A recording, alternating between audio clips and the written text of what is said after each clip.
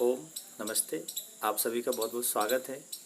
आज के इस अंक में बहुत महत्वपूर्ण विषय को लेके आया हूँ कि हम कौन सी साधना करें जिससे कि हमारे सारे दुख, हमारी सारी अशांति जो है छूट जाए और हम मोक्ष को प्राप्त कर लें। प्रायः देखा है कि लोग अलग अलग साधनाएं करते हैं। कोई यज्ञ कर रहा है, कोई नाम जप कर रहा है, कोई पाठ कर रहा है, कोई स्वाध्याय कर रहा है, कोई उपवास और अलग अलग लोगों में मान्यताएं हैं, जो उनकी धारणाएं हैं उसके हिसाब से वो अनुष्ठान करते हैं, तप करते हैं, साधनाएं करते हैं। लेकिन जो सच्ची साधना है वो कौन सी साधना है, सच्चा मार्ग कौन सा है? तो आज के इस वीडियो में मैं इसी विषय पे चर्चा करने का प्रयास करूंगा कि हमें असल में कौन सी साधना करनी चाहिए। तो प्राय जो मैंने देखा है कि लोग जो अलग अलग साधनाएं करते हैं और हर साधना से कुछ ना कुछ तो मिलता है, ऐसा नहीं है। हर साधना से किसी से एकाग्रता मिलेगी, किसी से कुछ अनुभव मिलेगा, किसी से हमारी थोड़ी बहुत आध्यात्मिक उन्नति होगी।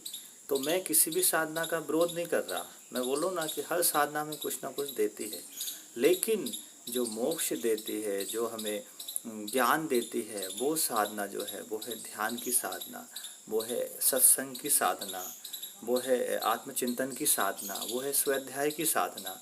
ये साधना हम करेंगे तो हमारा विवेक जागृत होगा, हमारी समझ बढ़ेगी, हम मोक्ष के मार्ग पे आगे बढ़ पाएंगे। क्योंकि साधना का जो वास्तविक लाभ है वो क्या है कि हमारा ज्ञान बढ़े, हमारी समझ बढ़े, हमारी बुराई छूटे, हमारा क्रोध छूटे, हमारी वासनाएं छूटें, हमारी चिंताएं छूटें, हमारी द्वेष की भावनाएं छूटें। तो जिस साधना पद्धति से, जिस मार्ग पे चल के, जिस पूजा पद्धति को अनुसरण करके हमारे ये अवगुण छूटें, दुर्गुण छूटें, क्रोध छूटे, मोह छूटे, लालच छूटे, अज्ञानता छूटे, दुख हमारा छूटे, चिंता हमारी छूटे, तो समझ लीजिए वो सच्चा मार्ग है। तो उस साधना को हम करें जिससे हमारी शांति बढ़े, जिससे हमारा विवेक बढ़े, जिससे हमारी ध्यान बढ़े, जिससे हम शांति के मार्ग पर चल सकें। तो वो आप खुद अपना एक्सपीरियंस करिए। अलग अलग कोई नाम जप कर रहा है तो ठीक है, उससे भी हमारी एकाग्रता बढ़ती है, हमारी थोड़ी बहुत समझ बढ़ती है, लेकिन उससे भी हम आगे बढ़ें।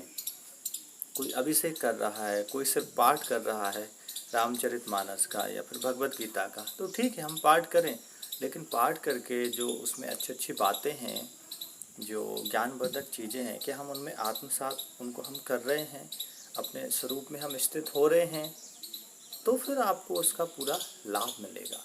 तो जो सही साधना है बस उसकी पहचान यही है कि जिस साधना मार्ग पे चल के हमारे अवगुण दूर हों और सद्गुण हम में आत्मसात हों, बढ़ोतरी हो, तो समझ लीजिए वो साधना पद्धति सही है और उसको पकड़ के चलिए।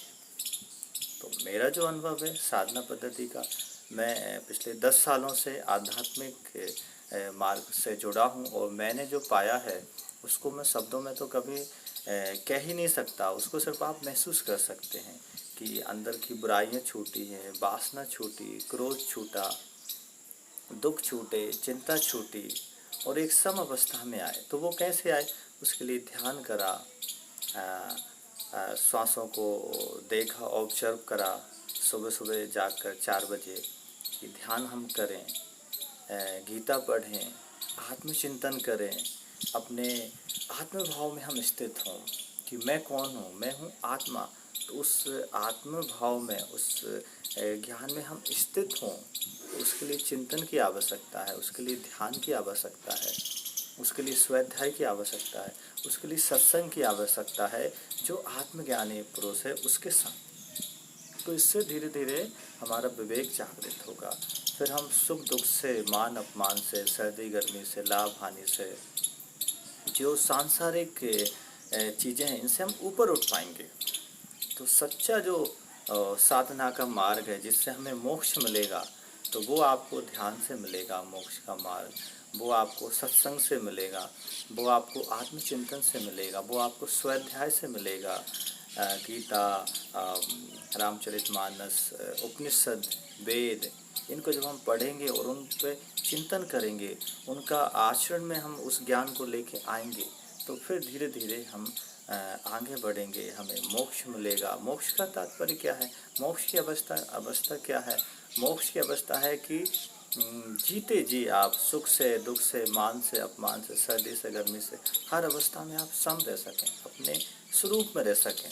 कि ज़्यादा गर्मी है फिर भी आप उसमें ज़्यादा अपना संतुलन खो नहीं रहे हैं, ज़्यादा सर्दी है उसमें भी आपका संतुलन बना हुआ है। मतलब चाहे जीवन में सुख है चाहे दुख है, आप संतुलन में हैं।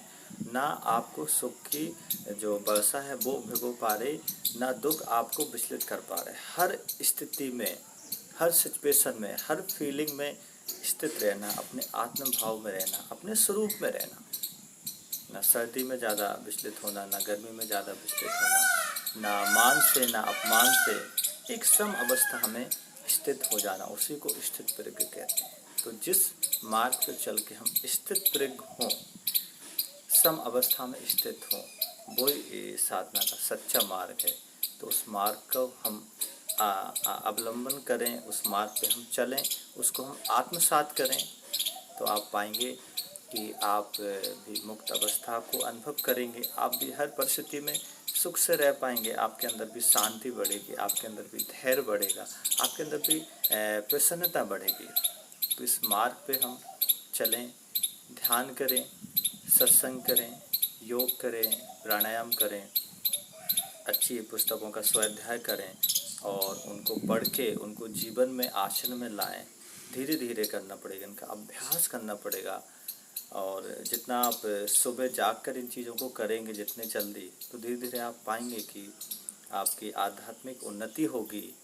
आप एक साधारण से एक असाधारण व्यक्तित्व आप बनेंगे और हर परिस्थिति में आप खुश रह पाएंगे।